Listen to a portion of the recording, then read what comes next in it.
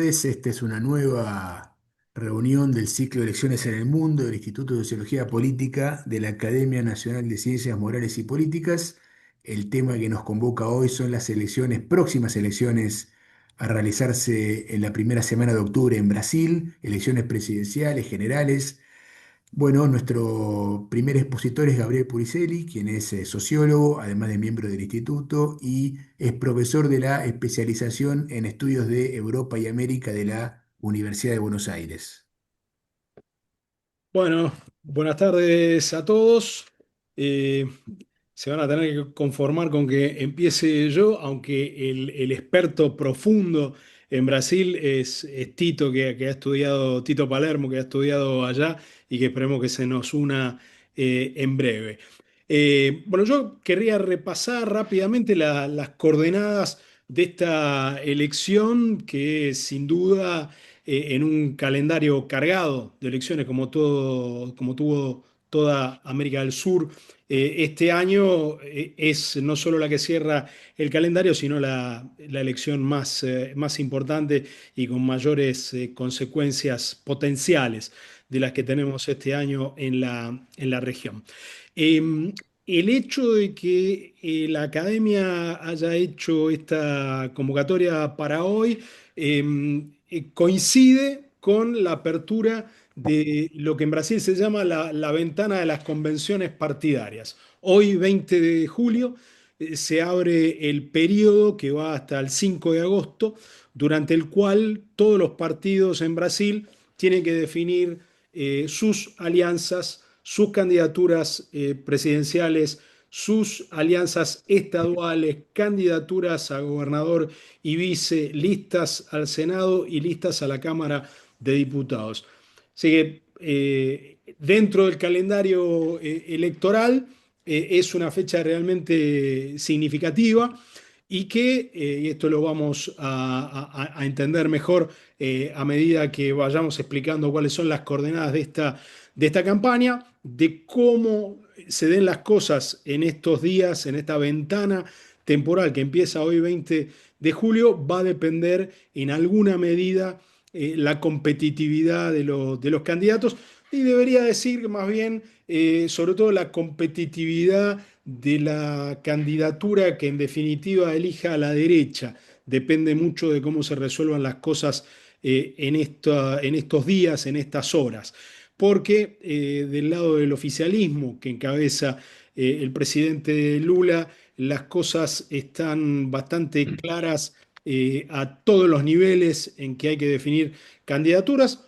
Por cierto, la candidatura del propio Lula a la reelección, con Geraldo Alckmin como candidato a vicepresidente, ambos candidatos a la reelección. Esa es una cuestión que ya está definida. También está claramente definido el contorno de cuáles van a ser los partidos que van a acompañar al PT, con sus aliados por izquierda, el Partido Socialismo y Libertad, los aliados más cercanos que con el Partido de los Trabajadores configuran una, una federación de partidos, que son el Partido Verde y el Partido Comunista de Brasil, y los aliados de centro y centro derecha que tiene esta coalición de gobierno que ahora, de cara a las elecciones, se transforma en coalición electoral.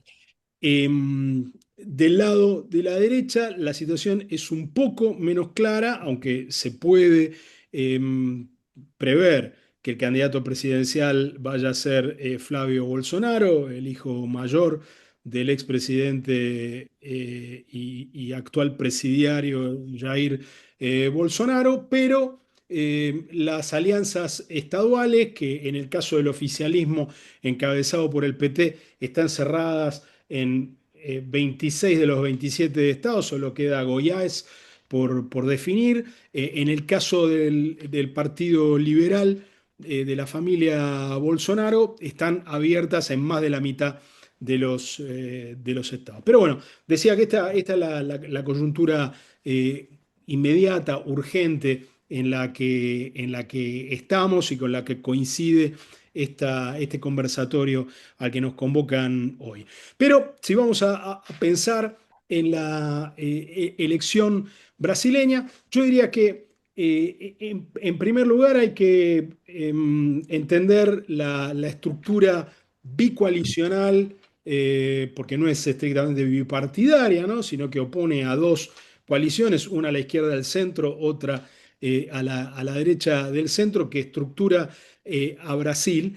Y hay un efecto que yo diría bastante de largo plazo, una victoria de largo plazo de la dictadura que empezó en 1964, que se proponía organizar el sistema político brasileño en dos partidos, siempre dentro de los marcos de lo aceptable para esa dictadura, que era una dictadura eminentemente anticomunista, y esa dictadura tuvo elecciones de participación restringida, con proscripciones, con solo dos partidos autorizados, y ese formato que imaginaban los militares en 1964, de alguna manera, empezó desde aquel momento a definir la política brasileña y hoy vemos a un Brasil, a un sistema político brasileño muy sólidamente instalado en este esquema bicoalicional. Eh, este esquema bicoalicional ha tenido variaciones en el pasado, con los partidos de centro y centro derecha jugando siempre un rol oportunista e inclinando la balanza en una dirección o en la otra. Estos partidos de centro y centro derecha que se conocen habitualmente como el centrado, que habitualmente controlan mayorías parlamentarias o controlan un número de bancas en el Senado y en la Cámara de Diputados que los hace decisivos para la gobernabilidad. Lo que ha variado, decía, a lo largo del tiempo en este esquema bicoalicional, que es muy claro y definido al menos desde el año 2002, cuando Lula fue electo en la primera oportunidad, es que hasta 2017, cuando se produce el juicio político contra Dilma Rousseff, estas dos coaliciones no se alejaban demasiado del centro. Es decir, que el centro político gravitatorio de la política brasileña claramente coincidía con el centro ideológico. Hoy ese sistema bicoalicional no tiene como centro gravitatorio necesariamente lo que ideológicamente es el centro. Y esto es porque se ha producido una radicalización hacia la derecha de la representación política del campo de lo que antes representó y durante varias elecciones representó el Partido de la Socialdemocracia brasileña, que, como decía, hasta las elecciones del 2016, inmediatamente antes del impeachment del 2017, había sido el gran contradictor del Partido de los Trabajadores y el otro partido que organizaba los polos de la política brasileña. El momento del impeachment a Lula coincide con un momento de crisis en esa coalición, en la representación del área derecha de esa coalición y le permite entrar en una diagonal a un personaje histórico de la política brasileña que siempre había representado una extrema derecha muy minoritaria y muy ruidosa, que era Jair Bolsonaro. La aparición de Jair Bolsonaro, su victoria electoral en las elecciones de 2018, inclinan el sistema político brasileño muy hacia la derecha, sin cambiar la naturaleza bicoalicional del sistema, ¿no? Hay que recordar que en el 2022 Jair Bolsonaro prevalece en segunda vuelta con cierta holgura, pero que sin embargo el candidato de repuesto que tuvo que usar el partido, que tuvo que proponer el Partido de los Trabajadores en esa elección, porque Lula en ese momento estaba preso, Fernando Haddad, obtuvo el 44% de los votos. O sea que aún en una elección donde prevaleció con cierta holgura el polo que podríamos denominar antipetista de la política brasileña, con Bolsonaro como candidato, el lulismo, que es algo más y bastante más que el Partido de los Trabajadores, aún perdiendo las elecciones, obtuvo el 44% de los votos. Entonces, esta es una primera mirada bastante convencional de un sistema político con una configuración bastante estable, y con esta configuración estable va a las elecciones. ¿Cuáles son las coordenadas de esta elección? Bueno, decíamos, un candidato muy, muy claro y confirmado por el oficialismo, un candidato casi confirmado, pero con problemas dentro de la familia Bolsonaro y por lo tanto dentro del Partido Liberal, que es Flavio Bolsonaro, y una elección que se lleva adelante en un contexto económico que es entre mediocre y bueno para Brasil, un crecimiento del Producto Interno Bruto en el año 2024 del 3,4, un crecimiento del 2,3 el año pasado, en 2025, y un porcentaje similar que proyecta el Ministerio de Economía para este año. Es decir, estabilidad y crecimiento con una inflación que está, en los últimos números, está clavada exactamente en la mitad de la banda definida por el Banco Central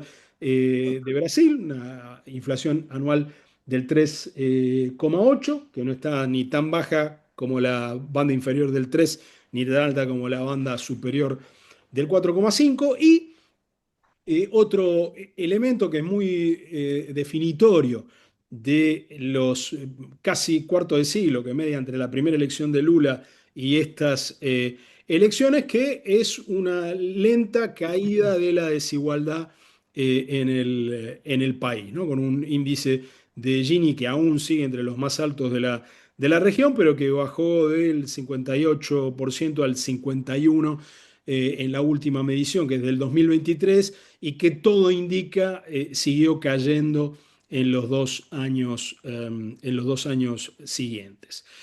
La elección, por supuesto, no tiene lugar simplemente contra este telón de fondo económico que yo describo de manera muy esquemática con estos números, y contra el telón de fondo de este bicoalicionismo, sino de algunas coyunturas más, más inmediatas y con incidencia en la elección. Y yo aquí citaría básicamente dos cuestiones. Una, la relación con los Estados Unidos; otra, la cuestión de la cuestión de la corrupción. En cuanto a la relación con Estados Unidos, todos sabemos que el presidente Trump ha utilizado la política comercial, y en particular los aranceles, como mecanismo punitivo contra gobiernos que no eran de su agrado. Mientras estuvo vigente su facultad, mientras la Corte Suprema de Estados Unidos no lo limitó en la capacidad de utilizar un mecanismo temporario y unipersonal para la fijación de aranceles, Trump le había impuesto aranceles del 25% a todas las exportaciones brasileñas, eh, con el pretexto de que, en realidad, pretextando cuestiones comerciales, pero con el argumento de que Brasil se lo merecía porque la justicia brasileña había decidido meter preso a Jair Bolsonaro, considerado culpable de organizar un intento de golpe de Estado que llevó a la ocupación de la sede de los tres poderes hace ya casi cuatro años. La Corte Suprema de los Estados Unidos le quitó esta facultad, falló en contra de que estos aranceles quedaran en vigencia de manera permanente, y desde ese momento Trump está estudiando, como lo prevé la normativa habitual en los Estados Unidos, le ha pedido a su representante de comercio exterior que estudie las relaciones comerciales de los Estados Unidos con cada uno de los países del mundo, para tratar de encontrar argumentos para eh, aplicar tarifas puntuales. Y la semana pasada Trump anunció que volvía a imponer en ciertos sectores de las exportaciones brasileñas aranceles. Eh, Aquí es muy curioso porque las autoridades comerciales, la oficina del Trade Representative de Estados Unidos, dio una serie de explicaciones técnicas respecto de por qué ciertas posiciones arancelarias iban a tener que pagar un arancel del 25% y Trump anunció esto simplemente como una represalia, para decirlo muy mal y pronto y para más o menos atenerme a los tiempos que nos han impuesto porque Lula no le gusta. La imposición de tarifas el año pasado tuvo un efecto que en ciencia política se llama habitualmente como rally around the flag, ¿no? La idea de que cuando hay una agresión externa, como es la imposición de una punición comercial, hay un efecto de unidad de la comunidad política alrededor del presidente. Creció muy fuertemente en ese momento el apoyo al gobierno de Lula, pero fue un efecto que para diciembre, cuando por primera vez se anuncia la posible candidatura de Flavio Bolsonaro, se había visto prácticamente neutralizado. Ahora sucede una cosa que es un poco inversa, porque cuando se anunciaron los anteriores aranceles, la aprobación del gobierno de Lula estaba en baja relativa y la imposición de aranceles le sirvió para recuperar. En este momento, el fenómeno que se está dando es el contrario. La imagen de Lula está en leve, la intención de voto más que la imagen. Y esto es curioso, porque sube más la intención de voto de lo que sube la imagen de Lula, pero mientras sube la intención de voto de Lula, aparecen estos nuevos aranceles, que si se confirmara el efecto que se dio anteriormente, podría reforzar la candidatura de Lula. Al mismo tiempo, la candidatura de Flavio Bolsonaro se está debilitando y básicamente por dos cuestiones. Mencioné como un factor no solo el tema exterior, sino el tema de la corrupción. La investigación que está abierta sobre la quiebra del Banco Master, de un banco de tamaño mediano que privilegió entre sus clientes a figuras de la política, a gobiernos como el del Distrito Federal de Brasilia y figuras de la oposición de derecha. Bueno, se reveló que ese banco había contribuido con una suma insólita eh, que incluso para una película hollywoodense serían sumas insólitas para financiar la película Dark Horse, una biografía de Jair Bolsonaro protagonizada por Jim Caviezel. Bueno, se hizo público hace cerca de 2 meses que Flavio Bolsonaro había intervenido de manera personal y se filtraron los audios donde él pedía la asistencia del banco para obtener fondos para esta película. Esa es una de las cuestiones que está flotando en el aire. Por cierto, el escándalo del Banco Master no afecta solo a Flavio Bolsonaro, ha forzado la renuncia del gobernador del Distrito Federal, hay una cantidad de políticos de la oposición que están implicados y también un senador del Partido de los Trabajadores, ex gobernador de Bahía, Jacques Wagner, se ha visto implicado. Pero el efecto central de este escándalo está afectando a la derecha. Y por último, termino con esto y después podemos abundar en otras cuestiones con las preguntas. Se ha hecho muy pública el enfrentamiento entre Michelle Bolsonaro, la actual mujer de Jair Bolsonaro, y su hijastro Flavio. Hace 2 semanas, 2 o 3 semanas, se filtró un video donde Michelle tiene declaraciones durísimas respecto de Flavio, donde cuestiona su inteligencia, cuestiona su carácter, etcétera. Y esta es una comidilla que le está haciendo un daño adicional al del escándalo del Banco Master a la candidatura de Flavio Bolsonaro. Queda mucho terreno por recorrer, independientemente de estas vicisitudes que enfrenta la candidatura de Flavio Bolsonaro y que sin duda lo pueden debilitar en la primera vuelta.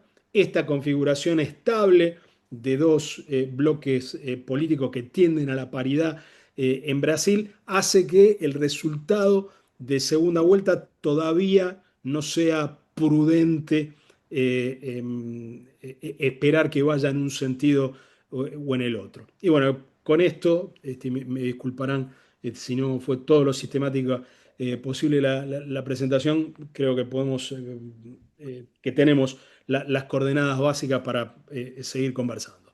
Gracias. Bueno, muchas gracias, Gabriel. Ahora sí le vamos a pasar la palabra al doctor Vicente Palermo, quien, bueno, como se mencionó, es un especialista en Brasil, estudió en Brasil, sociólogo y politólogo, autor de varios libros y de artículos sobre política brasileña. Así que, bueno, Vicente Tito Palermo. Bueno, muchas gracias. Yo tengo la cosa muy organizada, intentando aprovechar al máximo el tiempo y sin excederme, ¿no? Bueno, hay un lugar común, empiezo con un lugar común que es el de que Brasil atraviesa un momento de incertidumbre política. Y probablemente sea así. Es decir, generalmente se dice eso siempre. Brasil está teóricamente atravesando una incertidumbre electoral, sobre todo, pero esta vez probablemente es así, ¿no? Y a mí me gustaría colocar esos interrogantes en un marco más amplio, que no se limite a a la próxima contienda electoral, aunque sí la abarque, ¿no? Eh, Se dice que Brasil está entre la recuperación económica, por un lado, y la polarización permanente. Yo escuché varias veces eso de la polarización permanente. Y me parece que hay que hacer un poco de historia reciente, ¿no? La polarización permanente es algo nuevo, no es tan permanente, en eso estoy de acuerdo con Gabriel, porque lo que caracterizó durante 20 años a la política brasileña fue un ciclo de convergencia en el centro, Ujú, de cooperación más real de lo que se admitió entre el PSDB, el núcleo de una coalición, y el PT, núcleo de otra coalición. Y eso funcionó de un modo no polarizador. ujú, A eso lo voy a llamar el ciclo de convergencia. Pero ahora estamos en un ciclo de polarización, que no sabemos si continúa o dará lugar a otro ciclo. Tal es la incertidumbre relevante. La polarización se expresa, por cierto, hoy día en un plano retórico. Por ejemplo, para el PT, las próximas elecciones enfrentan dos proyectos antagónicos, uno democrático popular versus uno excluyente alineado con el capital financiero y la extrema derecha global. Considerando lo que he aprendido de la política brasileña, que siempre es poco, estos posicionamientos, del mismo modo que la virulencia retórica bolsonarista, no debe, que también es virulenta, no deberían ser tomados demasiado en serio. Pero hoy por hoy, esto lo podemos escuchar, es lo que podemos escuchar. En el caso de la oposición, la campaña está muy condicionada además por la situación de Bolsonaro padre. Pero si no, una retórica encendida tendría lugar igual. Pero el actual viene siendo un ciclo polarizador, radicalizador con alternancia.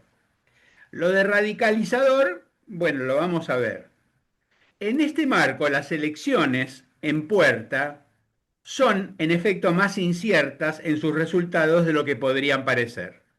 Uno de mis puntos es que se ha pasado entonces de un ciclo de convergencia a un ciclo de polarización. En el ciclo de convergencia no hubo nada parecido a la crisis Bolsonaro 2019, 2019-2022, mientras que en el ciclo de polarización no hay nada parecido, por ejemplo, a la Carta del Pueblo brasileño firmada por Lula, contando con la lealtad de Fernando Enrique Cardoso. En verdad, el ciclo de polarización actual cuenta con demasiados ingredientes, como por ejemplo las sucesivas prisiones de Lula y Bolsonaro, Ujú. donde la justicia ha recibido fuerte influencia del Ejecutivo, sobre todo en el caso de la prisión de Lula. Eso fue clarísimo.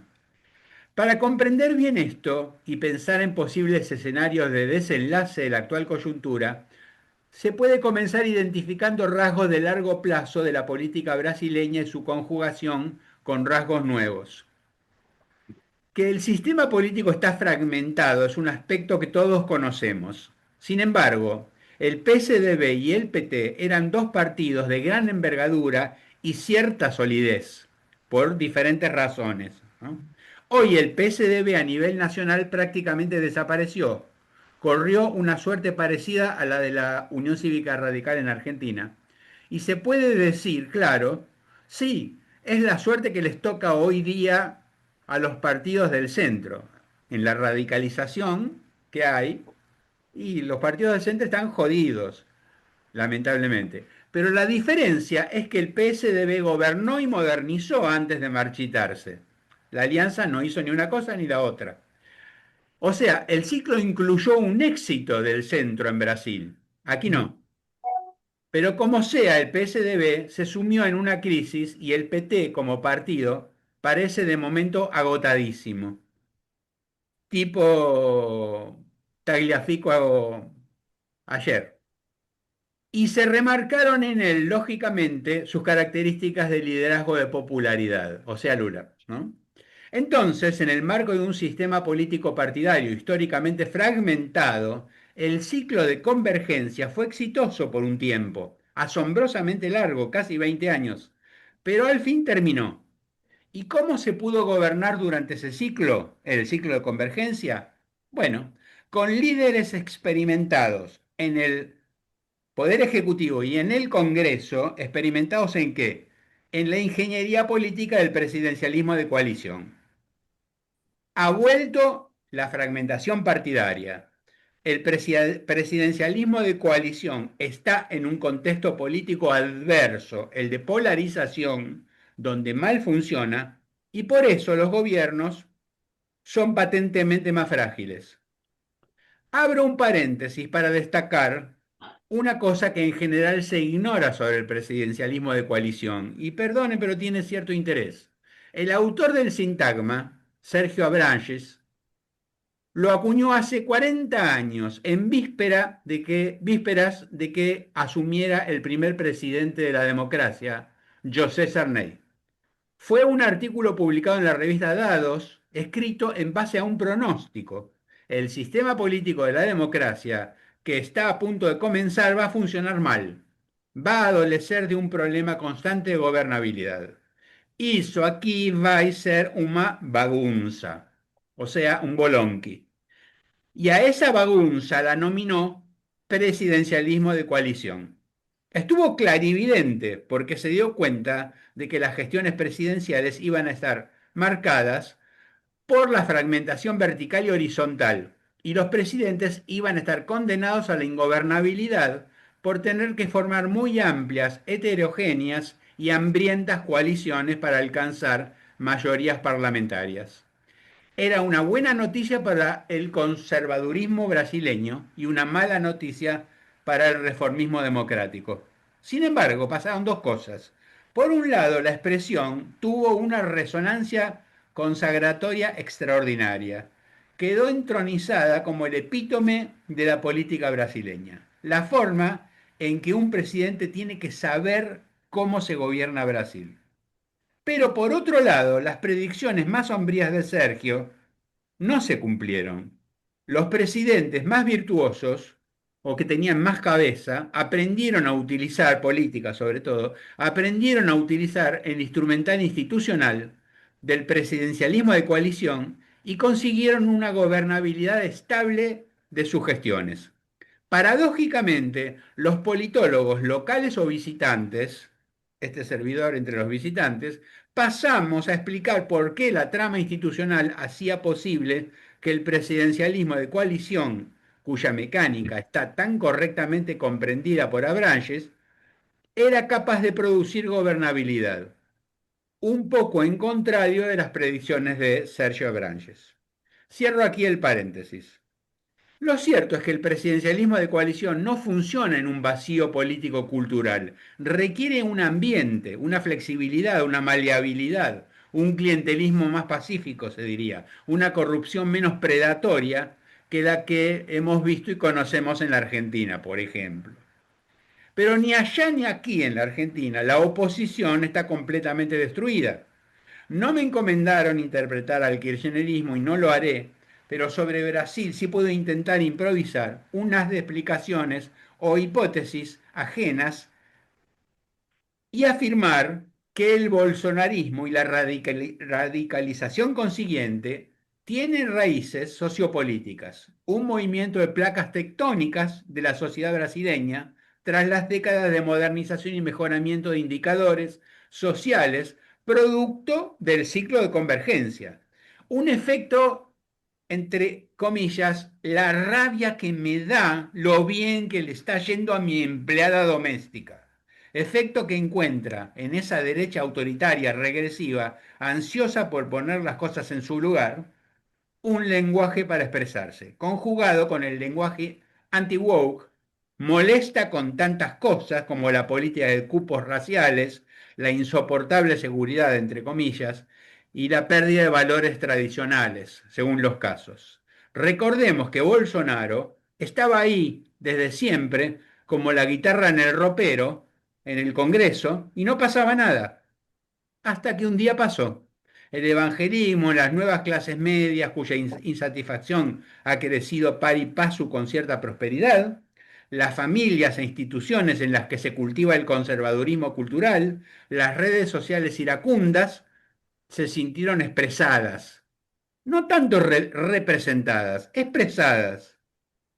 Observo que estoy hablando de variables políticas y culturales. Digo, porque a la economía brasileña, dentro de todo, muy mal no le va. Y sin embargo, no está escrito que Lula vaya a ganar las elecciones. Quizás este ciclo post-convergencia es el ciclo de una polarización pendular. El bolsonarismo no habría llegado a ser lo que es si no se hubiera acumulado un malestar antiprogresista, llamémoslo, que le sumó una parte de los votos que precisó el bolsonarismo para ganar. ¿Y qué le pasó a su turno a Lula? No al primer Lula, por supuesto, no me estoy refiriendo al del 2003, me estoy refiriendo a la presidencia post-bolsonarista de Lula. Se benefició de la configuración potencial y luego real de una mayoría anti-bolsonarista. Por pitos y por flautas, el gobierno puede perder esta vez. Últimamente los presidentes tienen pocas probabilidades de reelegirse en todas partes. Pero gobernar uno u otro con una coalición anti, como si Lula pierde, sería por una coalición antilulista, es mucho más complicado gobernar con una coalición, ganar con una coalición anti, es complicado. El presidencialismo de coalición establece una relación un poco inestable pero equilibrada entre el Ejecutivo y el Congreso, porque en cierta medida se escinden el presidente y la presidencia. Algo que aquí en Argentina nunca ha sucedido. Y con la polarización política, ese sistema del presidencialismo de coalición entró en crisis en Brasil. No sé hasta qué punto es exagerado decir que el equilibrio se ha vuelto muy precario.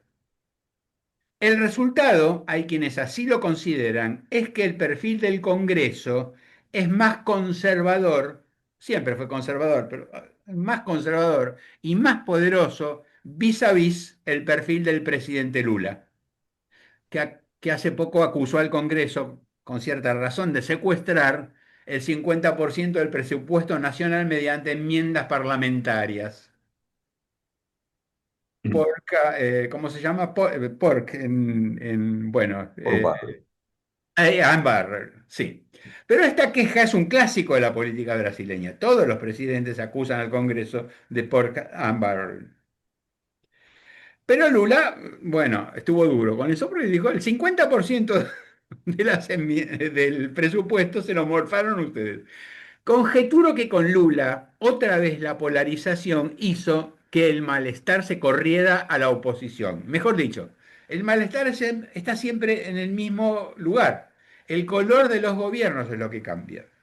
Bueno, ¿y qué del voto económico, entonces, en el marco de esta fluctuación de ciclo y convergencia a ciclo pendular de polarización? Es pendular y es de polarización y es de radicalización este ciclo que quizás esté terminando o quizás esté siguiendo ahora, pero tiene una particularidad de que me parece a mí que el que se radicalizó fue la derecha.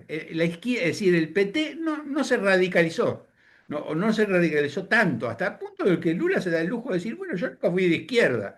Y la verdad es que, ¿por qué no se radicalizó? Bueno, entre otras cosas, porque tiene algunos líderes que son inteligentes, y porque el electorado no está para radicalización hacia la izquierda, y porque Lula tuvo que cultivar la relación con el centrón que mencionaba Gabriel, es decir, tuvo que cultivar la relación con lo que quedaba en el medio para decir, muchachos, ayúdenme, vamos a establecer un esquema de gobierno, ¿qué necesitan? Bueno.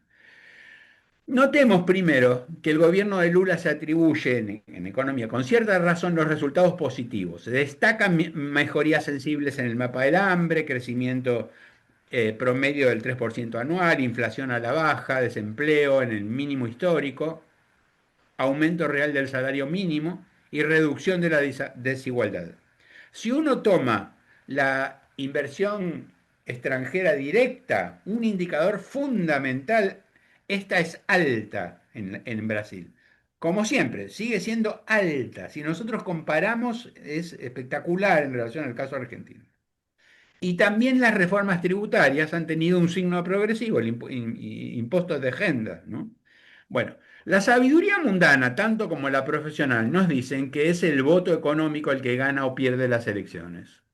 Pertenezco al sector que cree que las excepciones no son tan excepciones y cree que en cada elección se conjugan variables. La situación económica no es simplemente objetiva, como quien dice, bueno, ahí hay un ladrillo o no hay un ladrillo. ¿Hay o no? Es filtrada la situación económica por una lectura que hace cada votante y en esa lectura influyen múltiples variables.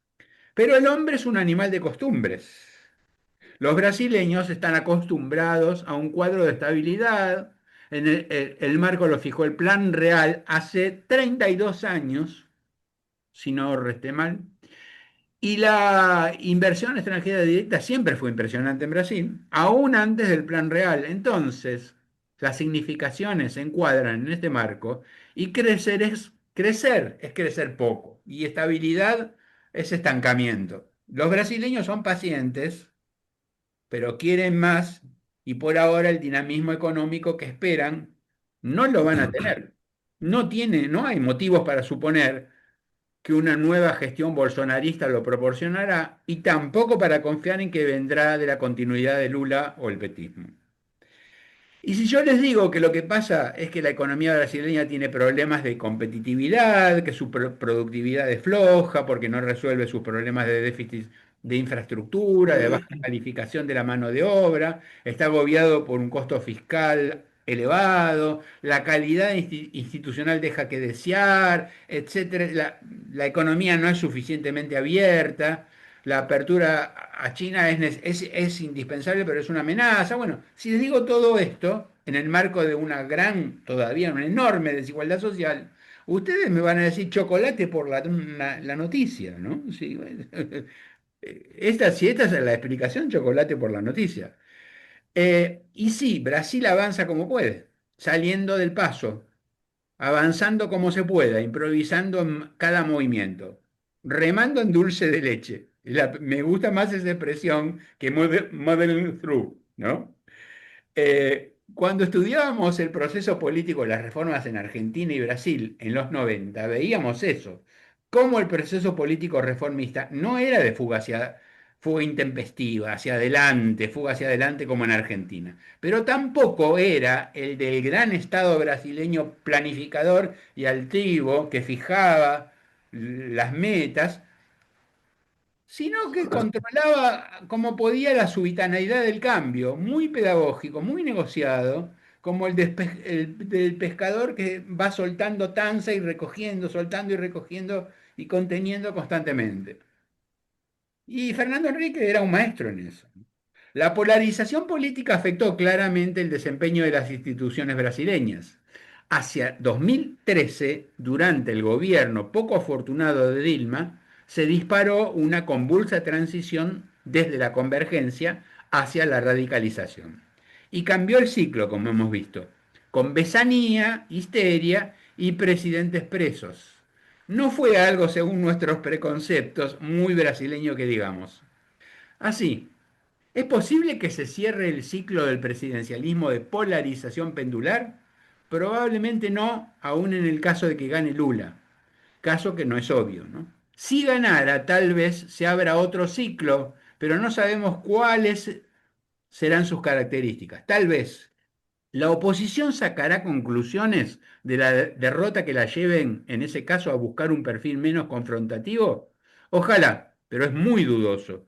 ¿Por qué podría o debería hacerlo? Sus núcleos básicos, más movimentistas que partidarios, no encontrarán en una eventual modernización y moderación del bolsonarismo nada que los entusiasme. Porque, por ejemplo, los evangelistas y todo el pastoralismo evangélico se va a entusiasmar con, bueno, moderémonos, constituyamos un partido. Lula podría morirse o no durante un nuevo y último mandato, todos somos mortales, pero el pernambucano nació con el peronismo en octubre de 1945, tiene 80 años. Y la resiliencia del Partido de los Trabajadores sería puesta a prueba.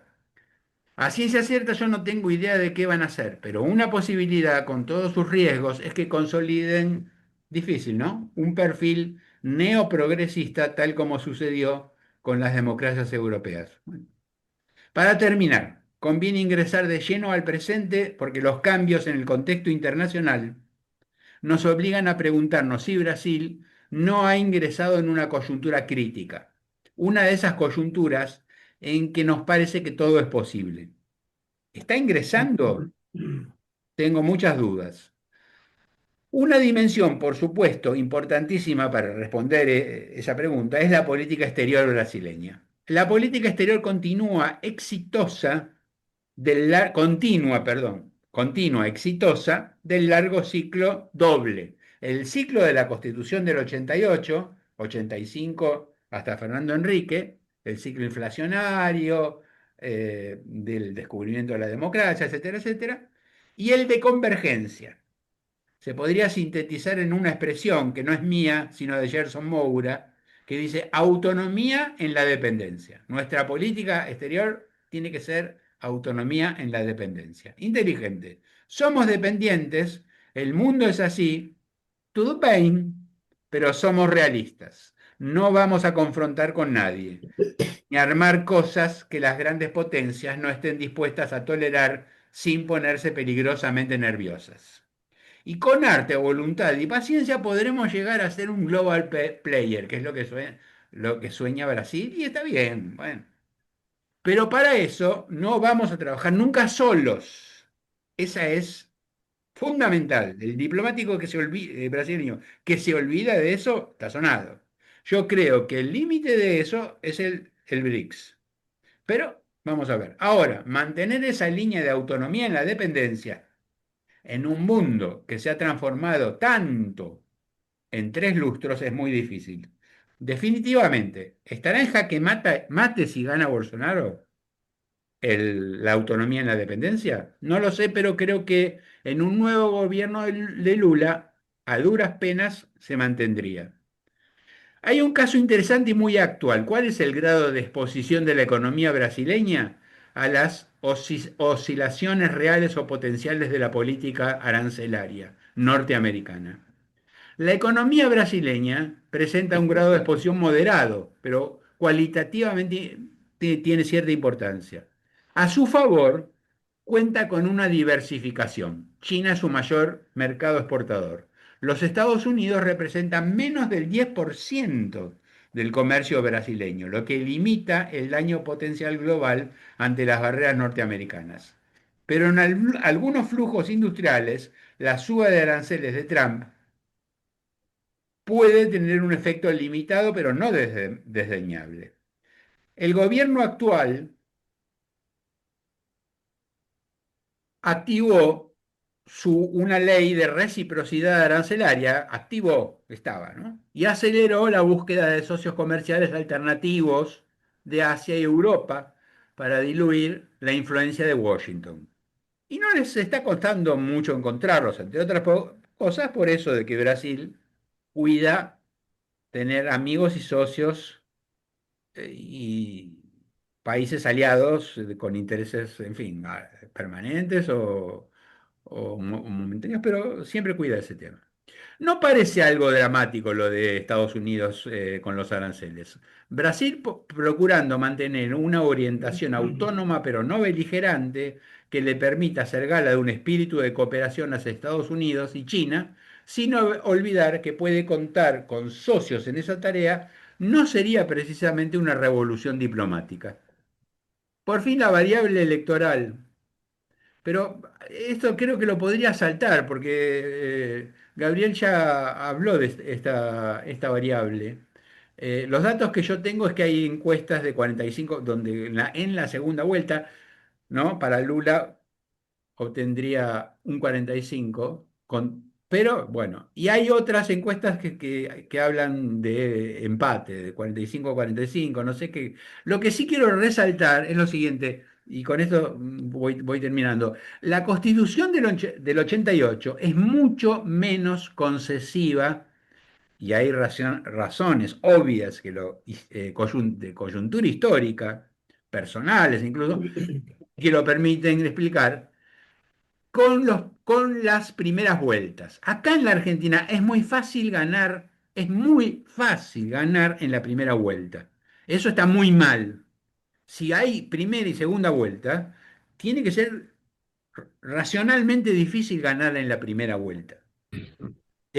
Sí, pero acá con un 45 no hace falta el 50 en Brasil, sí. Y con un 40, con un 40 alcanza si hay 10 puntos de diferencia. Está regalado. Pero bueno, en Brasil no es así. En Brasil, entonces, el resultado es decir, por un lado, es un presidente que si llegó a la segunda vuelta y la ganó electoralmente, es más fuerte. Entra en la presidencia con un triunfo electoral importante.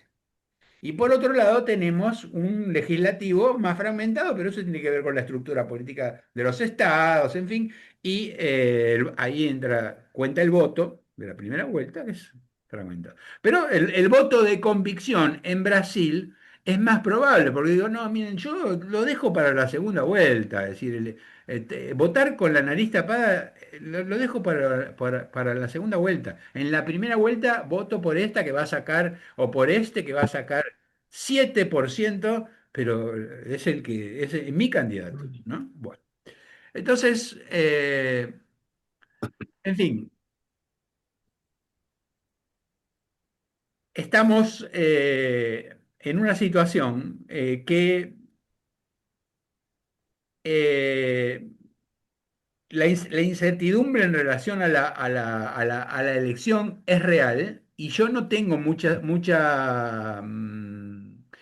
expectativa de que esto vaya a cambiar de aquí a que se conozcan los resultados electorales, ¿no?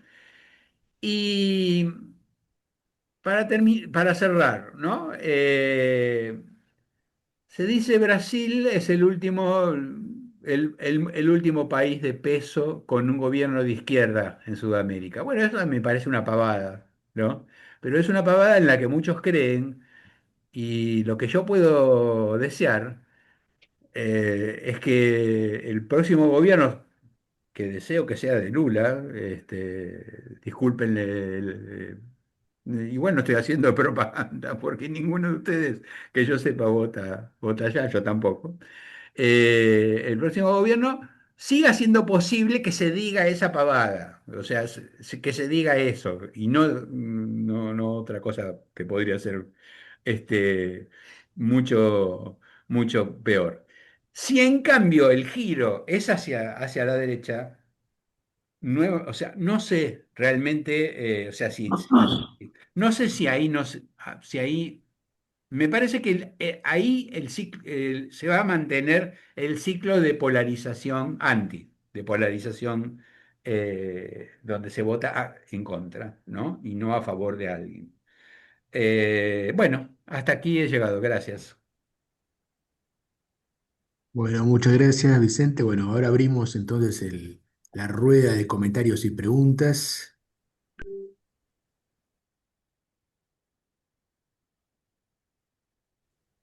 Tenés dos en el chat, me parece.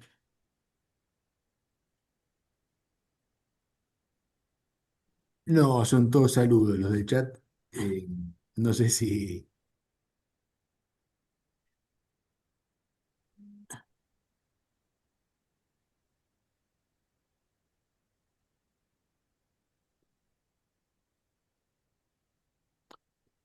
¿Por, por qué no le das la palabra a D'Agostino? Bueno, Carlos, ahí fuiste convocado. No, agradezco mucho. No estoy en un buen momento personal. Agradezco mucho, ¿eh? Estoy con una herida acá. Bueno, discúlpenme, pero no. Voy a ser veedor en las elecciones si me recupero de la salud. Así que me disculparán. Gracias, Rosendo, por la deferencia. ¿Te parece Carlos Weyman? Bueno, en principio, muchas gracias. Las dos exposiciones fueron muy interesantes y tenemos un panorama muchísimo más amplio que lo que yo tenía hasta ahora simplemente leyendo las encuestas que vi. Pero me interesa mucho el tema del evangelismo. Por su organización y su penetración casi como la de un partido leninista, ¿no es cierto? ¿Sigue el movimiento evangélico de manera tan completa militando por Bolsonaro Jr. o hay cambios en relación con lo que fue el pasado? Tito, o No, yo no estoy en condiciones de responder eso. No, no. a ver, yo lo que diría es, no, igual que Tito, no puedo dar una Sí, respuesta por sí o por no, pero sí indicar que hay algunas coordenadas que cambiaron respecto del 2018 en cuanto a algunas coordenadas de la organización del bolsonarismo, ¿no? sí, El bolsonarismo llega a esta elección un poco más como partido que a las elecciones anteriores. En las elecciones anteriores el bolsonarismo básicamente fue un instrumento que tomaron en la mano algunas iglesias evangélicas, porque acá también hay que ser muy, muy preciso, no es una cuestión sí, del evangelismo, sino determinados liderazgos de determinadas iglesias específicas, donde lo decisivo no es necesariamente el evangelismo, sino las pretensiones políticas de los líderes de esas iglesias. Y finalmente, la práctica del pentecostalismo, nos haría subrayar Pablo Semán, ayuda, le da un elemento, le da un recurso organizativo políticamente útil, ¿no? Esto claro, por un lado. Entonces, en el 2018, y esto es muy, muy impresionista, y también lo digo sujeto a controversia con Tito, que lo puede llegar a matizar o contradecir, pero Bolsonaro era claramente un instrumento de factores que estaban mucho más organizados que el bolsonarismo mismo. Las Fuerzas Armadas y este sector del evangelismo. A esta elección llegamos con el bolsonarismo en pleno control de un partido político, el Partido Liberal, que ha definido, que ha tenido ciertas rutinas institucionales y qué sé yo. Entonces, hoy el bolsonarismo es más un partido de lo que era la elección del 2018 y entonces este es todo el circunloquio que doy para defender la hipótesis de que los factores de poder crudos, más corporativos, si lo queremos nombrar mal y pronto, pueden estar incidiendo menos. Lo cual tiene muy pocas consecuencias respecto en lo ideológico, digamos, la polarización sigue siendo la misma, etcétera. Pero, digamos, yo creo que si uno lee la realidad brasileña actual respecto del 2018, era muy claro en el 2018 cómo con el general Heleno las Fuerzas Armadas se preparaban para gobernar con Bolsonaro, era muy claro cómo ciertos liderazgos de ciertas iglesias evangélicas se preparaban para gobernar con Bolsonaro, con Damaris Alves en el Ministerio de Derechos Humanos, bueno, eran figuras muy claras. Hoy emerge un cuadro que es un poco más convencional, que sigue estando muy volcado a la derecha, como lo decía yo, como lo ratificó Tito, pero con una realidad más partidaria. Ok, gracias. Bueno, hago una pregunta yo. En el eventual caso de gane Flavio Bolsonaro, que no parece improbable porque todos los candidatos que Trump apoya ganan, eh, una pregunta que tengo es cómo imaginan que puede impactar esto en la política sudamericana, sobre todo pensando que serían dos presidentes en el Mercosur que ya no pueden bloquearse entre sí. Los dos son partidarios de acercamientos de todo tipo con Estados Unidos y si no iríamos ante un cambio en el Mercosur, ¿no? Porque en su momento cuando Bolsonaro gobernaba, pero no tenía en Argentina una contraparte, el bloqueo al regionalismo abierto estaba en Argentina, ahora lo está en Brasil, cuando Milei plantea eso en la primera cumbre de Mercosur, pero bueno, es como que se acabarían los bloqueos, podríamos pasar a un nuevo tipo de Mercosur.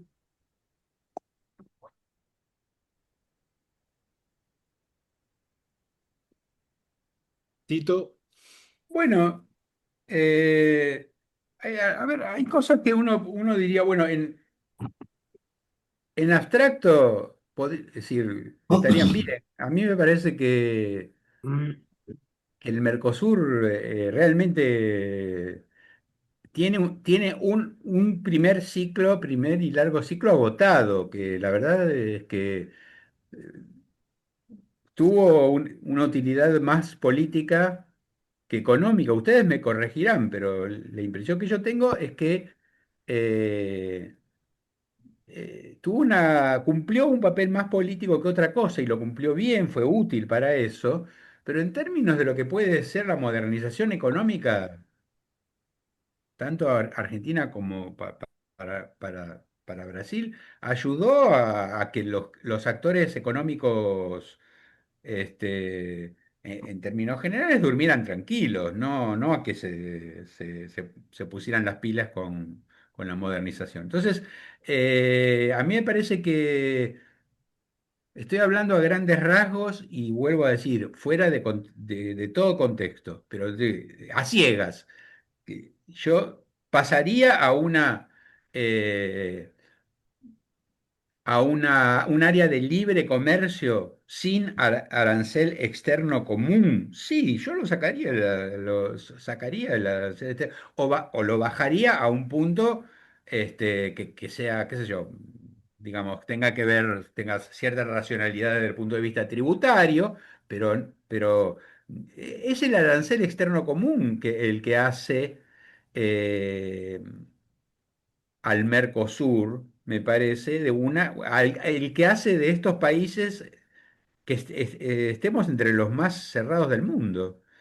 Y Argentina es un caso muy, muy claro. Entonces, la idea de que el Mercosur, yo me acuerdo que hace 20 años se decía, no, el Mercosur está piola porque es una integración para incorporarnos en el mundo. Una integración para la incorporación externa, la entrada, digamos, al mundo exterior en la economía internacional. Bueno, eso no funcionó. La verdad es que para eso no funcionó.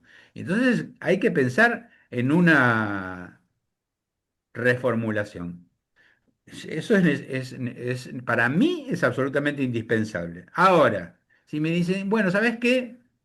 Macanudo, se van a sentar Javier Milei y Flavio Bolsonaro a preparar una propuesta. Bueno, me parece que voy a perder el sueño por varios días si pasa eso. Pero bueno, eso, qué sé yo, son intuiciones o impresiones a veces más fundadas, otras menos. Sí, ¿no? Yo diría respecto del Mercosur lo siguiente, que para que esa potenciación mutua que uno podría esperar de dos presidencias ideológicamente alineadas en Brasilia y en Buenos Aires tuviera algún efecto real, tendría que haber alguna idea de qué es lo que se puede hacer con el Mercosur en Bolsonaro o en Milei. Y creo que ninguno de los dos tiene la más mínima idea de qué hacer con ese artefacto, que es algo que ha sido heredado y que, como decía Tito, fue eminentemente exitoso en lo político, que tuvo un éxito comercial inicial en el crecimiento del comercio intrarregional, que ya, como sabemos todos, hace 20 años que luego se amesetó. Em, pero no hay una idea.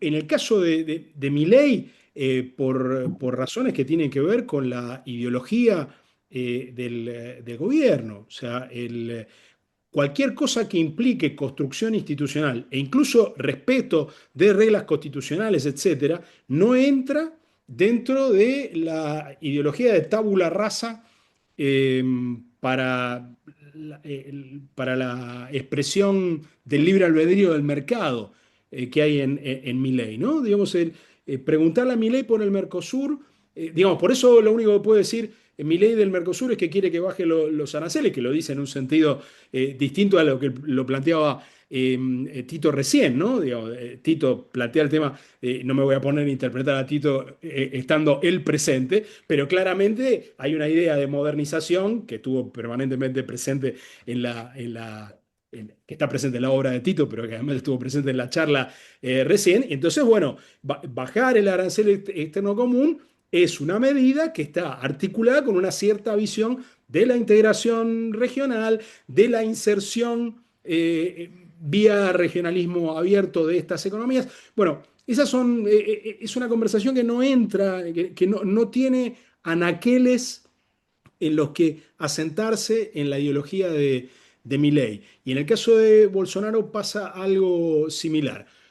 Cito sí una diferencia que tiene que ver más con la política exterior en los dos países y no necesariamente con el Mercosur. En el caso de Milei, Milei ha logrado desembarazarse por completo de la Cancillería, ¿no? Hoy lo que Argentina hace en política exterior no incorpora el insumo de ningún diplomático y la condición para que un diplomático profesional mantenga el puesto en la Cancillería Argentina es hacer lo que se le ocurre a la pareja presidencial o al Triángulo de Hierro o a quien sea que tome las decisiones. En Brasil, eh, Bolsonaro trató de hacer algo por el estilo con Ernesto Araújo, paradójicamente un cuadro de Itamaraty, siempre marginal dentro de la burocracia, que trató de hacer tabula rasa con la política exterior. Bueno, Ernesto Araújo no llegó al final del mandato de Bolsonaro y Bolsonaro tuvo que hacer un giro en política exterior que tuvo que ver sobre todo con la burocracia que retomó algún control de la política exterior. Eso también limita el impacto que pueda tener sobre el Mercosur, la coordinación, la coincidencia ideológica de los dos gobiernos. Para que haya algún efecto institucional sobre el Mercosur, tendrían que estar involucradas las burocracias y del lado argentino podemos anticipar que no lo va a estar.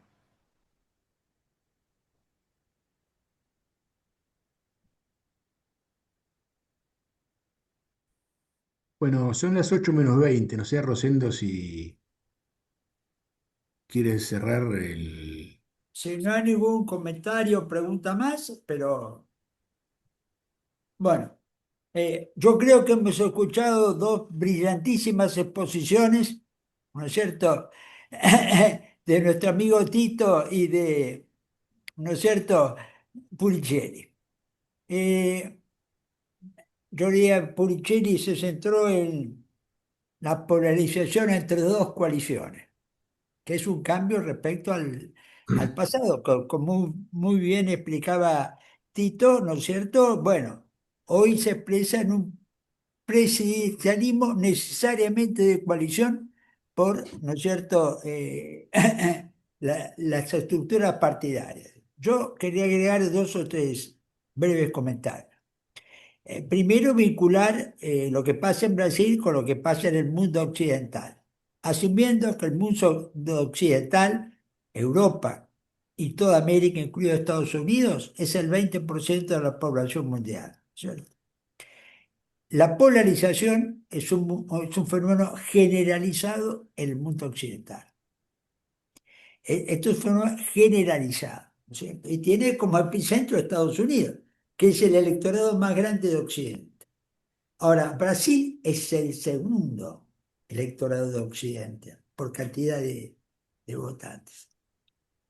Si en el principio de octubre, ¿no es cierto?, gana Lula en Brasil y el 3 de noviembre pierde Trump en Estados Unidos, bueno, tendríamos un giro, es decir, una línea progresista en los dos principales electorados, ¿no es cierto?, de Occidente. ¿Esto va a cambiar algo o no va a cambiar nada? Yo creo que algo puede cambiar. ¿Mm? Algo puede cambiar.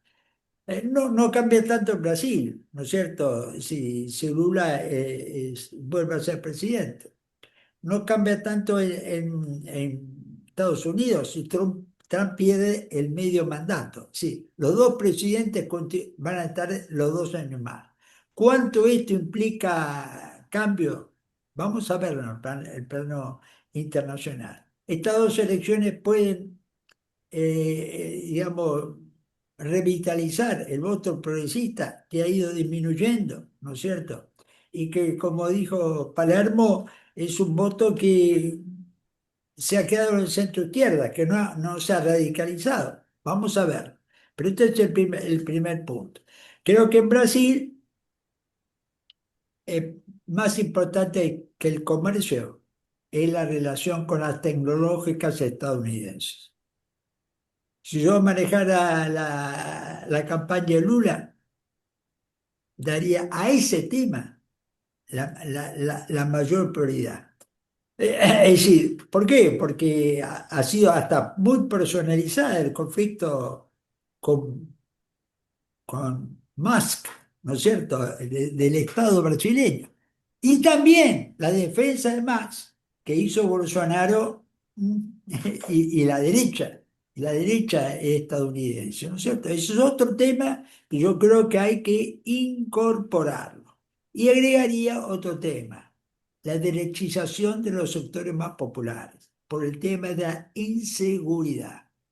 El sector social que más apoyó, que más, ¿no es cierto?, estuvo a favor de la masacre en Río de Janeiro, con más de 100 muertos en un operativo antidroga, era el sector de menores ingresos, el más popular. Y eso es un punto que juega a favor del bolsonarismo. En síntesis, yo veo el triunfo de, ¿no es cierto?, Lula como probable. Pero el triunfo de Bolsonaro no es imposible, porque lo que nos explicaron los dos expositores. Sí diría que yo personalmente conecto Brasil 3 de octubre con Estados Unidos 3 de noviembre. Esto genera un mundo que gira a la derecha en Europa marcadamente, marcadamente. Hoy Alemania, Gran Bretaña, España, ¿no es cierto?, Alemania, están votando gira a la derecha en términos electorales. Meloni plantea alguna duda, pero yo creo que es ganadora en Italia. Hoy es así. América Latina viene siendo así. Sí, son elecciones que no cambian el poder, pero cambian la política. Una cosa es la política y otra cosa es el poder. Bueno, muchas gracias a todos por estar presentes y muchas gracias a los dos expositores que han sido Gracias. muy racionales, fundamentados y ordenados sus explicaciones. Muchas gracias. Gracias.